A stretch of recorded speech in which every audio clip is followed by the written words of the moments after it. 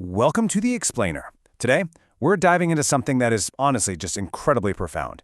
How to consciously redesign the direction of your life. I mean, it's so easy to wake up, go through the motions, and then suddenly realize that months or even years have just completely slipped by while you were simply following the routine. We've all been there, right? But the source material we're unpacking today offers a radically different and highly practical approach to intentional living. We're going to explore how to actually break free from that default path, push past those limiting beliefs, and actively construct a life that is genuinely meaningful to you. Okay, let's dive into this. Picture yourself just sort of lost in a sea of commuters. It perfectly captures a feeling pretty much all of us know all too well. And it brings up a really tough but absolutely necessary question. Are you actively shaping your life, or are you just letting circumstances make the choices for you? Look, it is completely human nature to fall into comfortable patterns, but this explainer is all about realizing that you have the inherent right to choose how your story unfolds. So, Section 1, Escaping the Default Path and the Illusion of Living on Autopilot. I absolutely love this quote from the text. Destiny does not rest with fate or chance. It rests with the decisions a person makes and the effort applied to carry them out. You know, one of the most fascinating insights from our sources is this idea that avoiding a decision, that's actually a decision in itself. When you don't act, you aren't just hitting pause on the game of life, you're literally handing the controller over to random circumstance. You're letting external pressures direct your story. Destiny isn't some grand pre-written script hiding in the clouds. It's built right here, in the trenches of everyday life. Even the smallest choices, like what you focus on, what you ignore, what you put off until tomorrow, they all compound over time to determine whether your life story is purposeful or just completely accidental. Moving on to Section 2, the trap of procrastination, and why delay solves literally nothing. We all do it, right? We set difficult or unpleasant things aside, hoping they'll just magically resolve on their own. Or, I don't know, maybe a fairy godmother will swoop in and finally clear out our inbox. But the crucial point is, procrastination is not just laziness. It's actually a really dangerous state of limbo. A decision left unmade solves absolutely nothing. It just leaves the whole issue suspended in place. And because our time is strictly finite, even when we're young and it feels totally limitless, these unresolved choices don't represent problems avoided. They represent lost potential.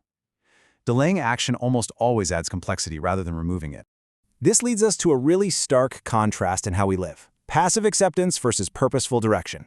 Passive acceptance is, well, it's drifting. It's letting habits and external pressures dictate your day, which, let's be honest, often leads to a subtle, creeping sort of misery. Purposeful direction, on the other hand, is all about committing to a course of action. The sources emphasize that deciding clearly, one way or another, matters way more than letting an issue just sit there unaddressed.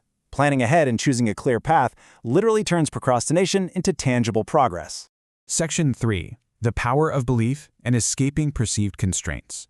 Before you can physically change your path, you've kind of got to understand how you're bound by perceived limits. And this is a massive paradigm shift. Much of what feels totally impossible to you right now is simply a product of inherited assumptions, not actual physical limits. Think about it. Whether a limitation actually exists matters way less than whether you believe it exists. Because if you believe something is impossible, you're not even going to try. But if you start treating negative thoughts and supposed limits as just passing ideas to notice and release, rather than undeniable facts, you suddenly create the mental room you need to shape a significantly better daily reality. So how do we actually build the resilience to do that? Well, the sources outline a super practical approach. First, you got to catch those negative thoughts early and actively redirect your attention. Every situation has an encouraging and a discouraging interpretation. In resilient people, they consciously choose the encouraging one. Next, remember you have the power to limit your exposure to bad situations. Sometimes you just have to walk away. And finally, deliberate practice. Choosing constructive responses is essentially a muscle that builds your resilience over time. Consistently choosing positive interpretations will literally alter your reality and your outcomes. Section 4, Sustained Effort and Reward. Basically, the mechanics of change. Okay, so mindset is a great first step, but how do we move from a simple wish to a concrete goal in the real physical world? The source material uses this brilliant, super grounding analogy for this, making a cup of tea. Think of it as a recipe for change. If you want tea, you gather your ingredients, you combine them, and you wait for the result. Small goals are quick once the components are on hand, but larger life changes, they work the exact same way. They just take proportionally more preparation. You can't just stumble into a whole new life direction through momentary, unstructured decisions.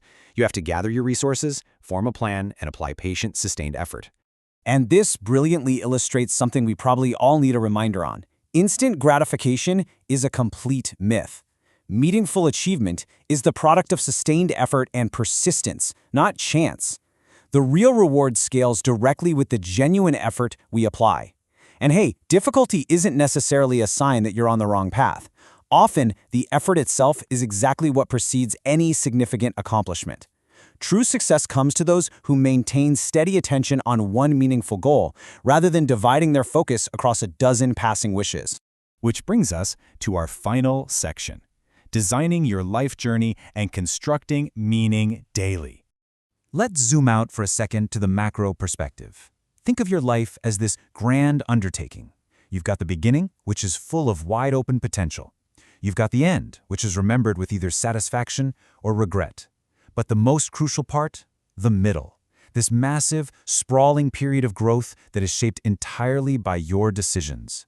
Why this matters to you right now is that time is a finite resource. The opportunities to shape that middle period pass by quicker than we think. You really have to seize those chances and clarify your priorities before the window of opportunity fades, so you can direct your energy where it actually counts. And that actually leads to what I think is one of the most empowering insights in this entire explainer.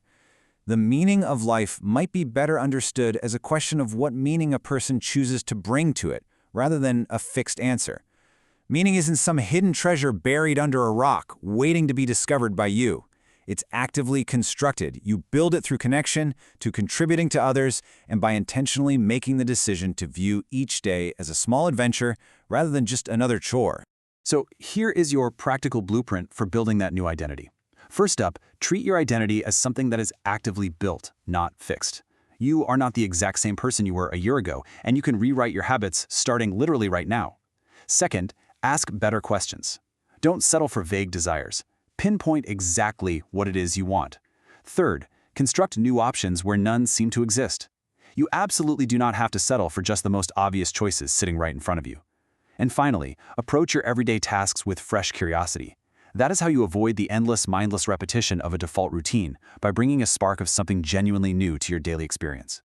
We've covered a tremendous amount of ground today, exploring how to break the default path through intention, sustained effort, and a really profound shift in perception. So, I want to leave you with this final, provocative thought. Will you just continue an existing pattern, or will you set an entirely new course for your life story? Remember, you have the inherent right to choose. It is your time, and it is your story to write. Thank you so much for joining me for this explainer, and I'll leave you to ponder that vital choice.